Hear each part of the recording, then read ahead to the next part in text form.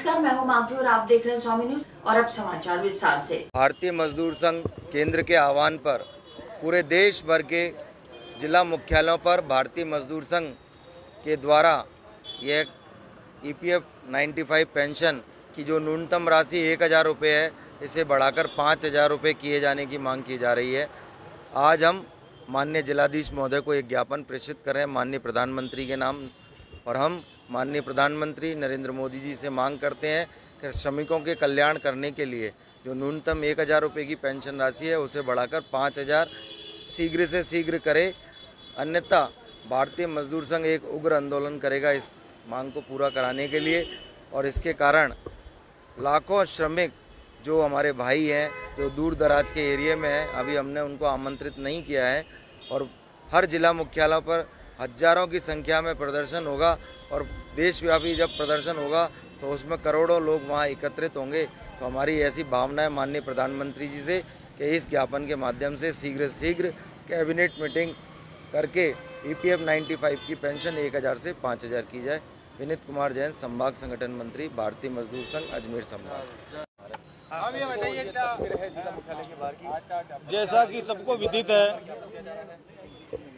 EPF 95 pension scheme 1 सितंबर 2014 से न्यूनतम pension 1000 रुपये मिल रही है। ये वर्तमान में सितंबर 2014 से 2024 तक लगभग 10 साल हो चुके हैं। इन 10 सालों में महंगाई काफ़ी बढ़ चुकी है। उसकी वजह से अल्प वेतनभोगी या पेंशनधारी 1000 रुपये में उनका गुजारा नहीं हो पाता। संगठन ने काफ़ी पूर्व में भी अपने ज्ञापनों के द्वारा मांग की है कि न्यूनतम पेंशन बढ़ाई जाए। अभी वर्तमान में अखिल भारतीय मजदूर संघ के आह्वान के आधार पर न्यूनतम पेंशन 5000 करने हेतु उन्होंने 2 मांगे रखी है। प्रथम मांग ये है कि ईपीएफ 95 पेंशन में न्यूनतम पेंशन 1000 रुपये से बढ़ाकर 5000 की जाए, एवं हम मरेंगे नहीं तो घर खाली नहीं करेंगे। और अगर तोड़ना है तो घर हमको सबको मारो, हमको जितने लोग हम वहाँ रहते हैं, और घर तोड़ो तुम, अगर तुम्हारी मर्जी है। मरने की वजह तो हम घर खाली करेंगे नहीं, और घर खाली करेंगे जीते तो नहीं करेंगे। हम छोटे छोटे बच्चे को लेके कहाँ जाएंगे?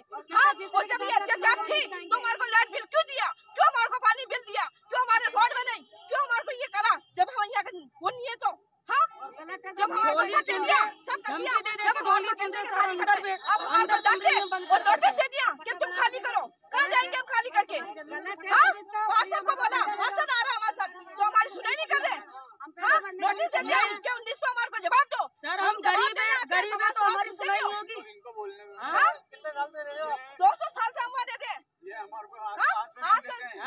भाई, क्या आज तोड़ने दे रहे हम यहाँ से? लाते रोज हमने कैसे घर बनाया? हमारे आदमी को पूछो, कोई हमारी नौकरी नहीं है कि नौकरी के पैसे आए उससे बना दिए? हाँ, चुन के, अरे हम तो खुद चुना पत्थर करते हैं, फिर हमने घर बनाया रहने के लिए। इतने पैसे होते तो जमीन लेके बनाते। मेरे नाम से राज है जीसीबी के साथ। सर आज हम इसलिए आए कि ये आते एरिया वाले हमें धमकी देते हैं, हमारा मकान तोड़ने की कहते हैं। अगर हमारे मकान तोड़ देंगे तो हम गरीब इंसान कहाँ जाएंगे? तो इसलिए कलेक्टर सर के पास आए कि हमारी मदद करें, और हमें जहाँ रह रहे हैं वहीं पर ही रहने दो। 200 साल पुराने रह रहे हैं सर, हम आज के रिवाज नहीं है। और हमारे पास लाइट बिल है, नल बिल है, सब कुछ है। हमारे दादी सास, दादी ससुर, हमारे जो उनके भी माँ बाप तो वो भी गुजर चुके हैं, और उसके बावजूद भी हमारी 5वीं पीढ़ी है, हमारे पोता पोती होगी वो 6ठी पीढ़ी है। 6ठी पीढ़ी में आके नहीं आज हमें परेशान करे, वो एरिया वाले यहाँ पर आए ही नहीं है, और आके नहीं फिर हमसे बोलते हैं कि भाई तुम्हारा लाइट के बिल दो, तुम्हारे नल के बिल दो। हमने ईमानदारी से उनको लाइट के बिल दिए, नल के बिल दिए, देने के बावजूद उसने फिर ये इल्ज़ाम लगाया कि भाई आएंगे बुलडोजर चलाएंगे, तुम अपना मकान खाली करना। नोटिस भेजते, डराते, धमकाते। पुलिस आती है, लेडीज़ पुलिस आती है, जेंट्स आती है, हमसे कहते हैं घर में से बाहर मत निकलो। तो हम उनके कहने पे घर में ही रहते हैं, बाहर भी नहीं निकलते। सर अगर मकान ले लेंगे तो हम कहाँ जाएंगे? कितने मकान है? हमारे वहाँ पे 400 मकान है। 400 मकान के आप खुद सोच लो कि 400 मकान में कितनी पब्लिक रहती होगी। आपका नाम? मेरा नाम शानू है। हाँ, आज मैंने जो है वो क्लॉक टावर अजमेर का निरीक्षण किया है और ह्यूमन राइट्स कमीशन की चेयरमैन के नाते जो भी ह्यूमन राइट्स हमारे जो है नागरिकों के हैं, उनके पूरे अधिकारों के बारे में जो संवैधानिक और विधायी नियम है वो प्रॉपर्ली डिस्प्लेड है और सब कुछ यहाँ मैंने निरीक्षण में ठीक पाया है। छोटी मोटी कमियां हैं जैसे साफ सफाई की, वो जरूर उनको इंगित की गई हैं और वो दुरुस्त करवाएंगे हमारे सीओ साहब और इंस्पेक्टर साहब। देखिए, बाकी मेरे सामने यहाँ कोई समस्या आज नहीं आई है। जो रजिस्टर हैं यहाँ जो है वो अभिरक्षा रजिस्टर है, अरेस्ट रजिस्टर वगैरह सारे मैंने देखे। मालखाना जरूर कुछ है, वो इसका डिस्पोजल का मैंने कहा है, उसका जो भी विधि सम्मत डिस्पोजल होगा हमारे अधिकारी करवाएंगे, मैंने निर्देश दिए। जी कितने मामले ऐसे आए होंगे जो पेंडिंग? नहीं, पेंडेंसी आप लोग जनरल पूछते हैं, हमारे ह्यूमन राइट्स रिलेटेड पेंडेंसी बहुत कम है। 5000 के आसपास हमने केस लिए हैं और रोज सैकड़ों मुकदमे तय करते हैं, तो pendency human rights related issues की बहुत कम है हमारे पास।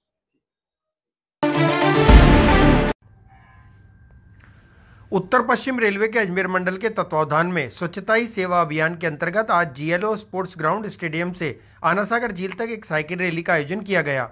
इस आयोजन में मंडल के अधिकारी, कर्मचारी और रेलवे पुलिस के जवानों ने सक्रिय भागीदारी निभाई। इसके साथ ही महिला कर्मचारियों के लिए विशेष रूप से वॉकथॉन रैली का भी आयोजन किया गया, जिसमें महिला कर्मचारियों ने उत्साहपूर्वक भाग लिया और स्वच्छता का संदेश जन जन तक पहुंचाने में योगदान दिया। इस आयोजन का उद्देश्य स्वच्छता के प्रति जागरूकता फैलाना और सभी को स्वच्छ एवं स्वस्थ वातावरण बनाए रखने के लिए प्रेरित करना था। स्वच्छता पखवाड़ा हम अपने अजमेर मंडल में मना रहे हैं और इसका उद्देश्य लोगों में प्रचार और प्रसार करना है कि सभी लोग स्वच्छता में अपनी भागीदारी दें, स्वयं स्वच्छता रखें और औरों को भी उसका संदेश दें। और इसी क्रम में हमने विभिन्न इसमें इवेंट्स रखे हैं, जिसमें कि एक पेड़ माँ के नाम था एक दिन पहले, और आज हमने इसमें वॉकथॉन रखा है लेडीज़ के लिए और साइक्लोथॉन रखा है हमने जेंट्स के लिए। तो अभी वॉकथॉन पूरी हो गई है, हमने पुरस्कृत कर दिया है जो उसके विनर्स थे, और अब नेक्स्ट इवेंट जो साइक्लोथॉन है वो हम शुरू करने वाले हैं, वो भी शीघ्र ही अभी हो जाएगा। तो मुझे उम्मीद है इससे लोगों को संदेश जाएगा कि जो हम स्वच्छता पखवाड़ा कर रहे हैं उसमें अपना योगदान देते रहें। सुरक्षित हो।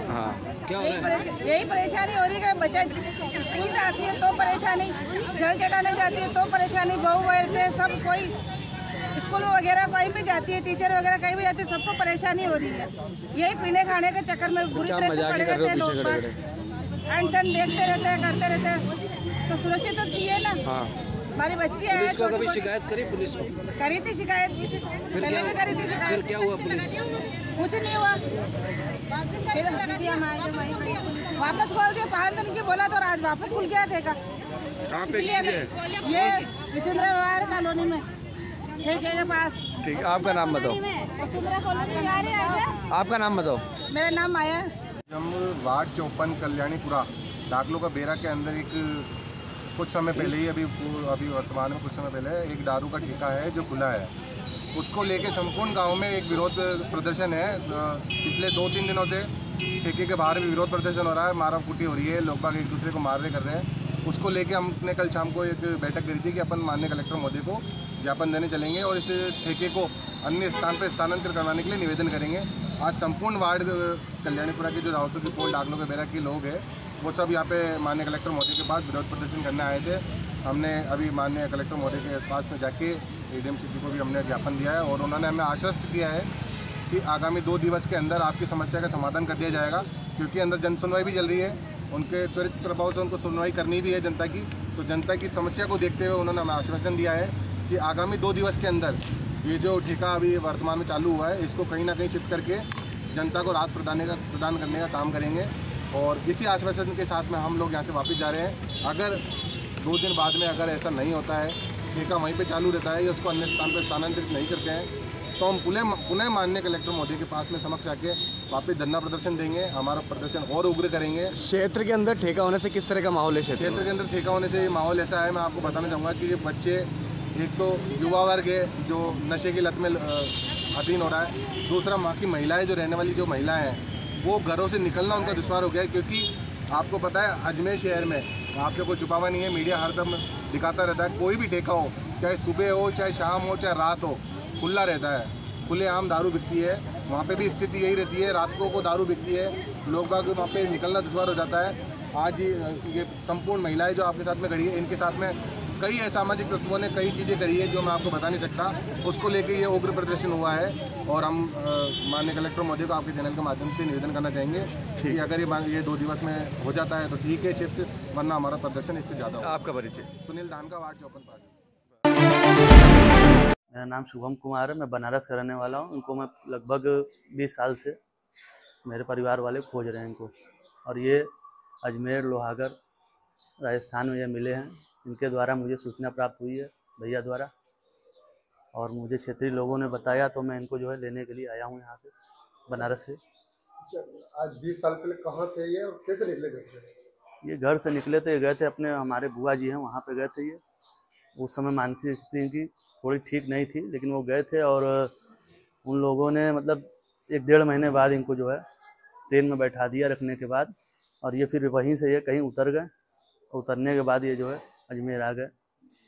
कहाँ तलाशा इनको अपने मतलब क्षेत्र में तलाशा गया और बुआ की साइड भी तलाशा गया भरतपुर में, लेकिन कोई सूचना उधर नहीं मिल पाई। अच्छा, 20 साल हो गए? जी जी।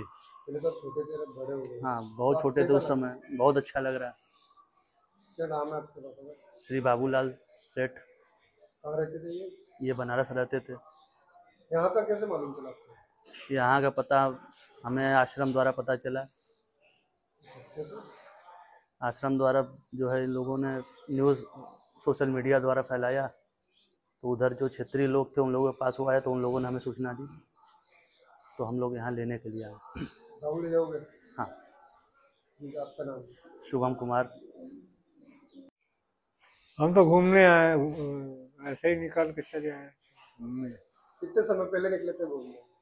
हाँ, 20 साल हो गया। बच्चों की याद नहीं है आपको? नहीं, याद तो आती थी लेकिन दिमाग में नहीं आता था ज़्यादा घूमने। अब हम जाओगे वापस? हाँ।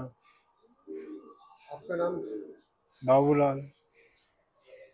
सर, ये लगभग 17-18 साल पहले की बात है, 18 से 19 साल हो रहे होंगे। ये निकले हुए थे, मेरे रिलेटिव हैं बुआ जी, उनके घर पे निकले हुए थे। तो वहाँ पर ये पहुँचे, कुछ दिन थे, लेकिन बुआ जी ने इनको ट्रेन पे बनारस के लिए बैठाया था, बट ये ट्रेन से निकल के कहीं इधर उधर गुम हो गए थे, और इनकी मानसिक विक्षिप्ति भी थोड़ी सही नहीं थी उस टाइम, तो इस वजह से ये भटक रहे थे। लेकिन इतने साल के बाद हम लोगों को पता चला अपना घर आश्रम के माध्यम से, हमारे क्षेत्र में कुछ लोग हैं, उनका भी एक ब्रांच है अपना घर आश्रम का, तो वहाँ के माध्यम से हमें पता चला, तो हम लोग इनको लेने के लिए आए। कैसा लग रहा है भैया आज? सर, खुशी तो बहुत है मन में। एक बेटा को बाप मिल गया अपना, उससे बढ़ के खुशी और क्या ही हो सकता है। बिल्कुल बिल्कुल सर, बिल्कुल। इतने दिन ये सुरक्षित रहें, ये कहीं ना कहीं एक भगवान का ही आशीर्वाद रहा कि ये खुद को रोड पर अपने इस तरीके से अपने आप को जस्टिफाई की, और ये इस तरह से। आपका नाम? सौरभ कुमार सर। ये 7 अगस्त मतलब पिछले महीने ही हमें रेलवे स्टेशन पे मिले थे। वहाँ ASI साहब ने हमें सूचना दी कि भाई 2 व्यक्ति लावारिस रेलवे स्टेशन पर बैठे हुए हैं, तो हमारी टीम ने हमने इनको रेस्क्यू के लिए भेजा, लेकर के आए। मानसिक रूप से ये विमंदित थे। हमने इनका उपचार JLN से स्टार्ट कराया। 1 महीने के उपचार में ही इन्होंने अपने घर परिवार के बारे में बताना स्टार्ट कर दिया। अपना घर की हमारी ब्रांच जो वाराणसी में है, उनको हमने सूचना दी, और वहाँ आश्रम स्टाफ की और पदाधिकारियों की मदद से इनके बेटों से हमें मतलब जानकारी मिली, पता चला। ये लोग 20 वर्षों से इनको ढूंढ रहे थे, लेकिन कोई सफलता नहीं मिल पाई थी। जैसे ही इन लोगों को पता चला आपके पिताजी जीवित हैं और अजमेर में हैं, तो इन लोगों से वीडियो कॉल पे हमने बातें कराई, तो ये लोग भी बड़े प्रसन्न हुए, और ये लोग आज इनको लेने आए। महीने भर पहले मिले थे, तो कैसा हो गया था? सर, इनकी हालत बहुत ख़राब थी। जब सड़क पे आदमी होता तो ऐसे ही हालत ख़राब होती है। अब पता नहीं लंबे टाइम 20 वर्ष जैसा ये बता रहे हैं, तो इनके बाल बड़े हुए थे और बिल्कुल हालत ख़राब थी मानसिक रूप से। अपना नाम ही बताया था बस, इसके अलावा कुछ बताने की स्थिति में नहीं थे। यहाँ लाने के बाद इनकी साफ़ सफाई कराने के बाद फिर ट्रीटमेंट स्टार्ट कराया साइकेट्रिक से, और आपके सामने हैं बिल्कुल एकदम अच्छी तरीके से अपना काम स्वयं कर लेते हैं। सारा कुछ अपना अता पता सब कुछ इन्होंने ही बताया था। और जैसा कि इन्होंने बताया था, ये पहले वहाँ मतलब प्रैक्टिस करते थे, मेडिकल प्रैक्टिस टाइप में भी। वहाँ पे खुद का घर पे क्लिनिक चलाते थे, और डॉक्टर बाबूलाल करके आसपास के लोग इनको जानते थे, और सारा जो इन्होंने बताया था उसी के हिसाब से इनका पता चल पाया। आज परिवार वालों को बिल्कुल आज परिवार वालों को सपोर्ट करेंगे। बहुत खुशी हमें मिल रही है कि 20 साल से खोए एक पिता को हमने इनके बेटों से मिलवाया। कहाँ पर है अपना आश्रम? ये अपना घर आश्रम लोहागल में है, लोहागल अजमेर, और हमारी मुख्य ब्रांच भरतपुर में है, अपना घर आश्रम भरतपुर। मेरा नाम भगवान स्वरूप है, मैं यहाँ प्रबंधक के तौर पर कार्यरत हूँ। आज हमारे पास 130 ऐसे ही लावारिस असहाय बीमार लोग हैं जो सड़कों से हम उनको लेके आते हैं, और उनकी सारी देख रेख सेवा यहाँ हम करते हैं। इनके भी परिवार वालों से हाँ, सबसे हम लोग प्रयास करते हैं, पता चल जाता है। कई बार पता चलता है तो परिवार वाले लेने से मना कर देते हैं, कई बार लेने आते हैं तो उनको सुपुर्द किया जाता है। कितने साल पुराने आदमी होंगे? हमारे ये संस्था सन 2011 से यहाँ पर संचालित है। 2011 से ही हम लोग ये सेवा कार्य कर रहे हैं, और 11 से ही लोग यहाँ रह रहे हैं। कईयों का तो पता होता है, कईयों का नहीं होता है। आज तक लगभग कितने परिवार वालों को मिला दिया होगा? सर लगभग 500 प्लस लगभग लोगों को हमने परिवारजनों से मिलाया है। आपको भी कैसा लगता है इनको? बहुत अच्छा लगता है सर, ये एक रियल खुशी मिलती है जब किसी को परिवार किसी से मिलता है। तो वास्तविक जो सेवा कार्यों का जो आनंद है वो इसी में है।